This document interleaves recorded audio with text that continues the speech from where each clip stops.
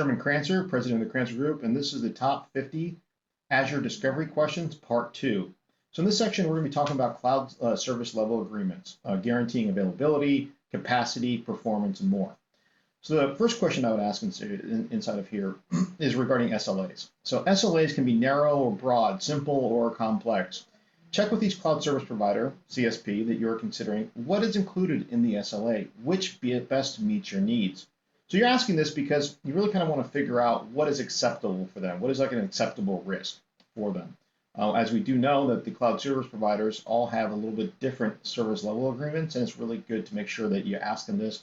Helps you look a little bit more, I think, intelligent when you're talking to them and also caring about their specific needs. Next question I'd say is, definitions can hurt you. Are the components of the SLA defined? If so, are the definitions publicly available? And do the definitions leave loopholes that could harm you?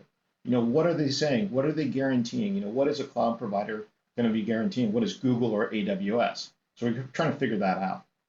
Next is, you think SLAs would be straightforward since they're all about numbers, but how are these numbers measured and how often? So, I think another way of kind of looking at this is if you're in an opportunity where the client is migrating their VMs from an actual, a third tier data center, what are the SLAs involved in that, right? What happens if something goes down? I think this is going to help elicit some fear, uncertainty, and doubt with them. And then you can start talking about what Azure can do. Next would be, it would be nice if all SLAs were upheld all the time, but what if an infraction occurs? What are the ramifications of your business? Now, I think that this is going to help elicit disaster recovery type questions where then you can go down the vein of DR, right? Backing up, file backup, or virtual machine backup. This is a really great one to kind of start, getting that discussion out there. And last one I'm going to talk about today is don't make assumptions. What is considered an infraction of the SLA?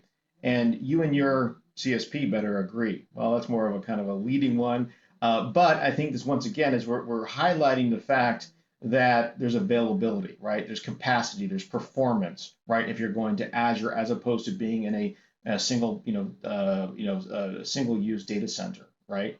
All right. Hey, so this is part 2, and come back next week for part 3 of the top 50 Azure Discovery questions. Thanks so much. Have a great day. Bye-bye.